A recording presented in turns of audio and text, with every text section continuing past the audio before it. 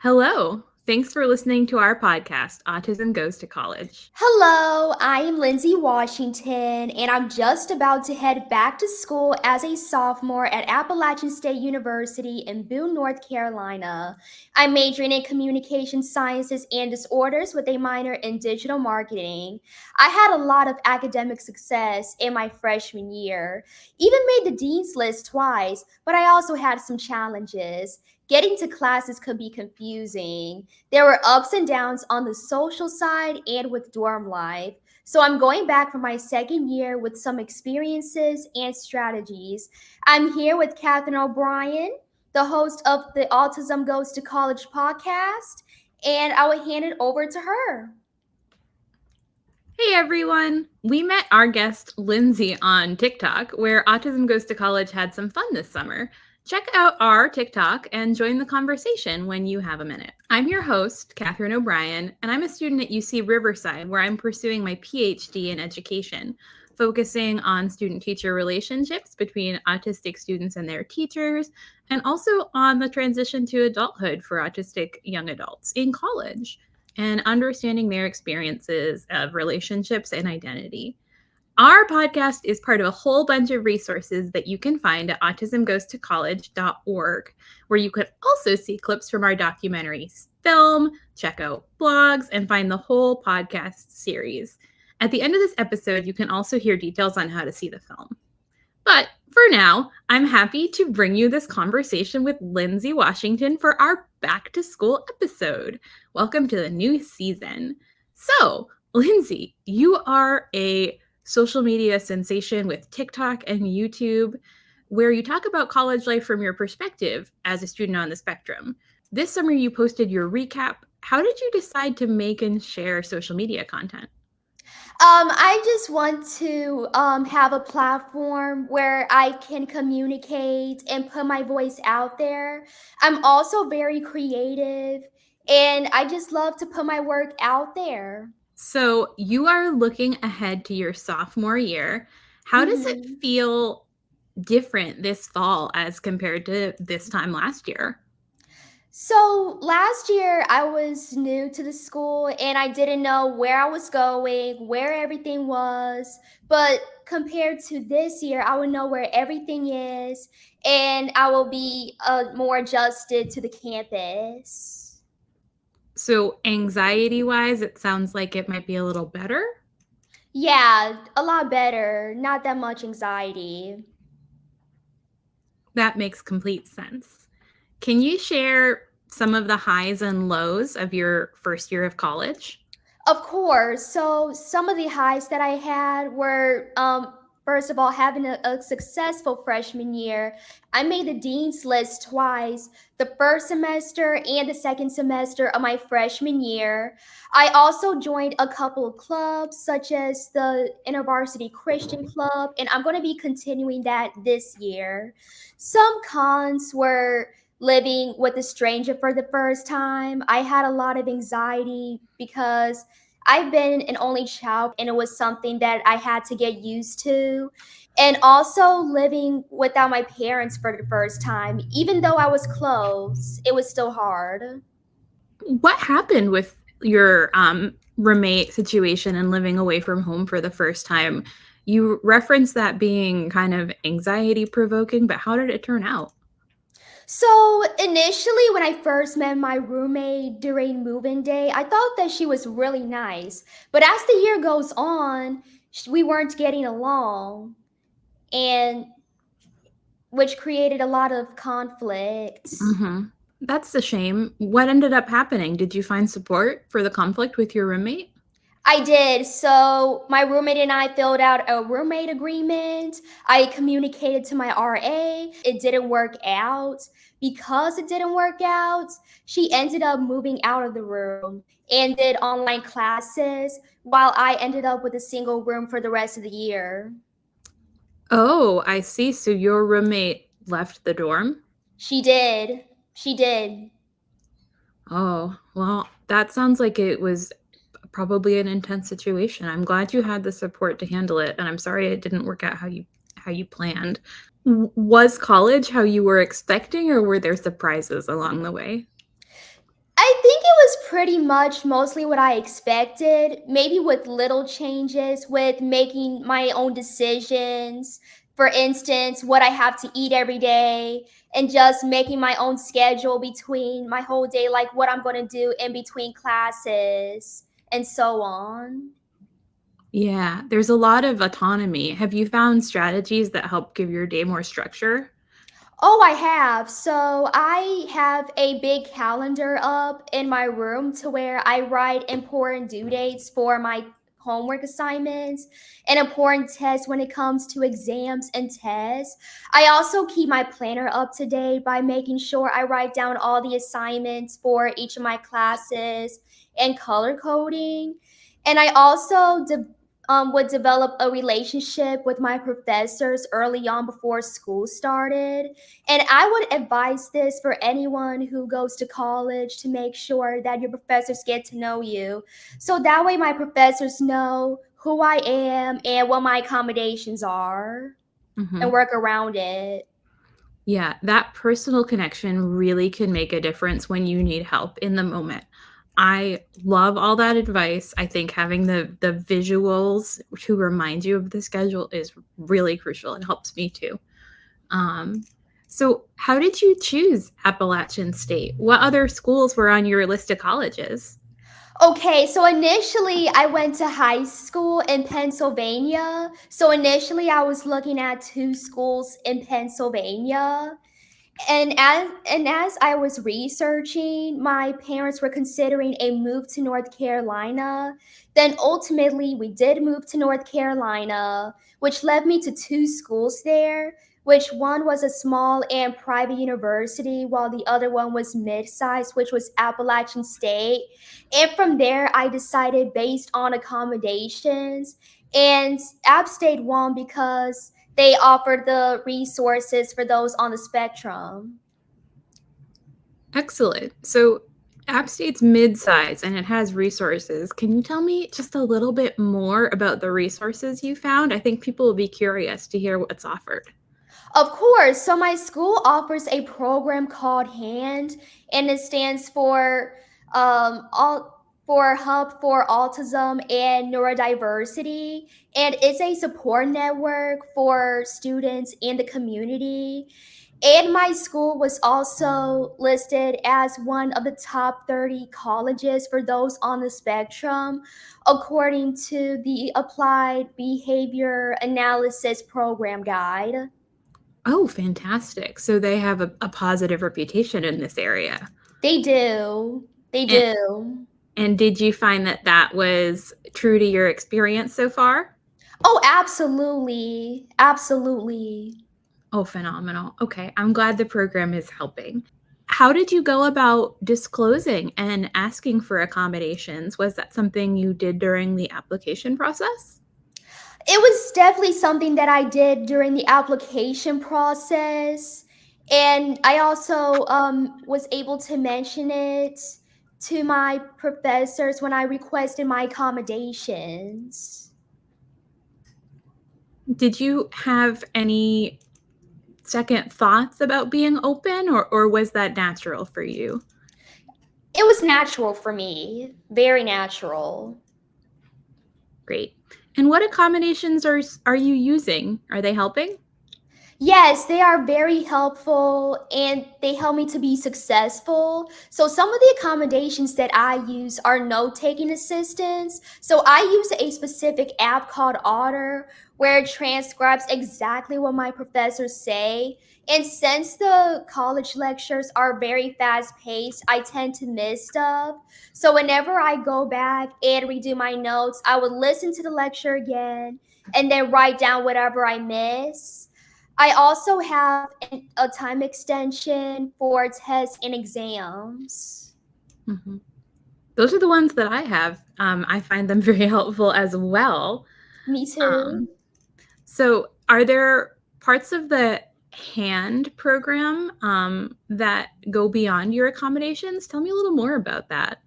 For right now, I am working with the Office of Disability Resources for my Mhm. accommodations, but I am looking into working with hands to help with job opportunities.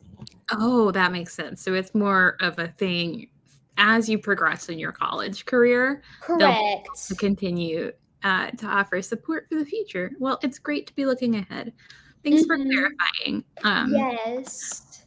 Okay, so let's talk about your major. You share on social media that you study communication sciences and disorders, which is an area that you've received support in the past.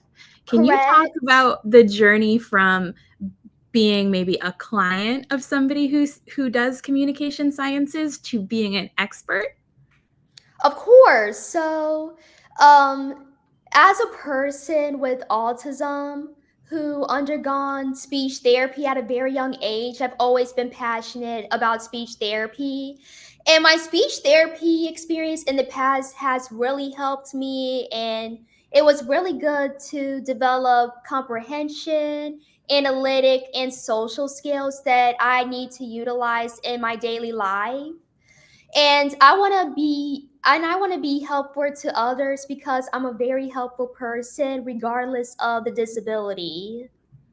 How have you found the classes in your major? Are they meeting your expectations? Oh, absolutely. A lot of the information said so far from each of the classes that I took were really interesting and fascinated me, that I was even researching a lot of the information outside of class. It's wonderful that you have a passion for it. I'm glad that it's exciting. That's exactly what you want out of college. And Thank you. what about the professors, particularly the professors in your major? How have your interactions been with them? Most of my classes are general ed requirements, but so far I had a really good experience with my professors. They're friendly and they're very helpful and they're very understanding of my accommodations. And they're also welcome to have additional office hours with me to make sure I understand the material. Fantastic. So it sounds like they've been very supportive. Absolutely. I'm so glad. Absolutely. Me too. And you said it's important that you met your professors early on so they got to know you. Do you have any Correct. other tips and tricks for students who want to have good interactions with professors? I would say utilize all the resources that they have, like for participation, etc., Hmm. to help you be successful. So you mentioned your dorm situation. Let's talk a little bit more about the overall social experiences in college. How would you describe the social side of your first year? It's definitely a little bit difficult because, especially with living with someone that's different from me, it was hard to get adjusted. And also, in general, it was just hard for me to make friends. I would be the one usually to introduce myself and be friendly, but however, people don't reciprocate, which leaves me to a lot of loneliness and isolation. And because I dealt with a lot of that in high school, I was afraid that I was going to experience it in college as well. Do you have any places where you found you could try to meet people, or is it just still just kind of tough? I'm trying to meet people through the clubs and also at the dining hall whenever I eat lunch and dinner throughout the day. I also try to meet people in my classes. So you mentioned clubs and you mentioned connecting socially in them. How are the clubs going? The clubs so far are going really well. I like the InterVarsity Christian Club that I'm doing right now, and I'm looking into continuing to do it this year. But I'm also looking into doing the Black Student Association at my school along with one creative club. What is one creative club? I've never heard of something like that. They do media and they do social media. Were there any clubs that you joined that you found didn't suit you? The Neurodivergent Student and Allies Club definitely wasn't a fit. And the reason being was because it was male dominated and they weren't doing a lot of activities. So they were doing a lot of informational stuff. So talking about autism and ADHD, for example, information about each of those areas and resources that you can utilize to learn more. Okay, so they were kind of doing advocacy, basic knowledge sharing. Correct. And you also mentioned that there were just a lot of guys in the club. Have you found it more challenging to be a woman on the spectrum in college, or have you noticed that being a different experience? You know what? It definitely has been a hard experience to just find other women that are related to me and like and talk about the same issues that we are dealing with. But otherwise, it's been easy. Yeah, no, that makes sense. Aside from your academic accommodations, did you access any social supports or counseling on campus? You know what? I am aware of the counseling services that they have around campus, but I'm going to try to look more into it this year.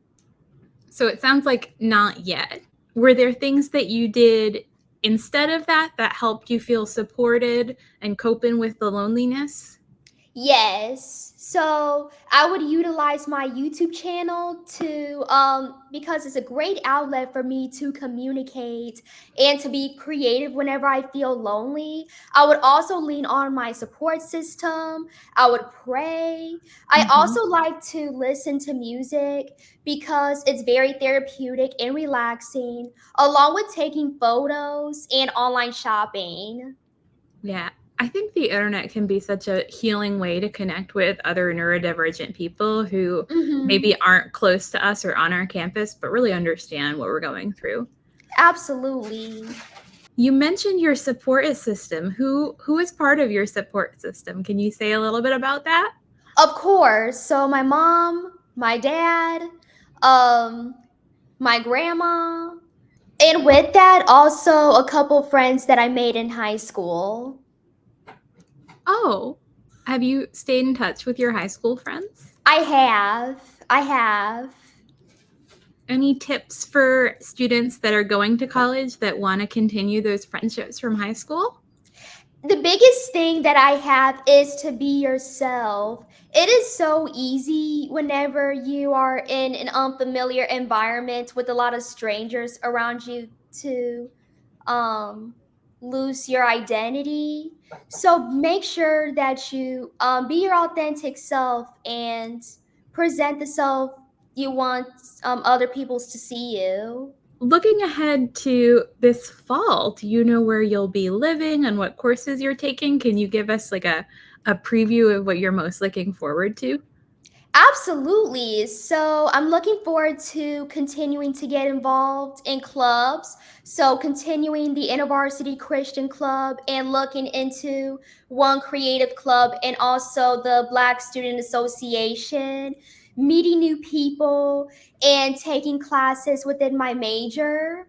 I'm also going to be in a single room this year. And some of the classes that I'm going to be taking is world civilization.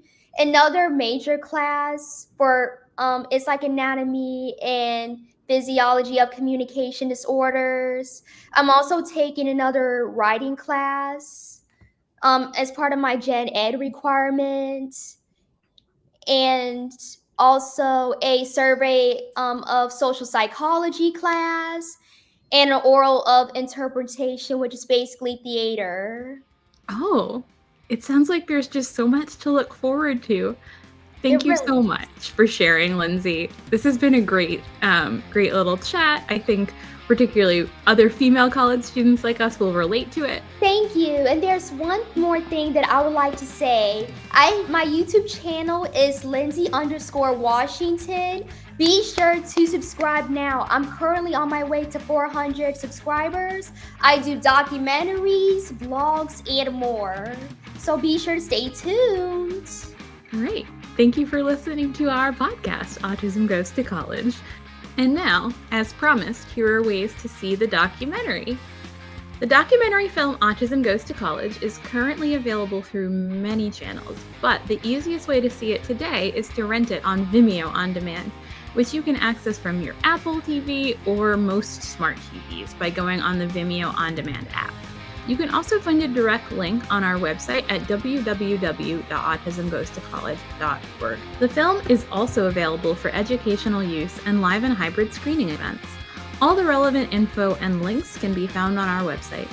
Thank you so much for listening, following us on Instagram, Facebook, and TikTok, and especially for adding your reviews on Apple Podcasts.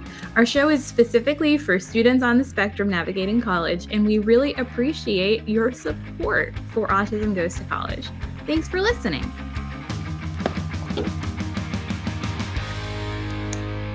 That's the outro.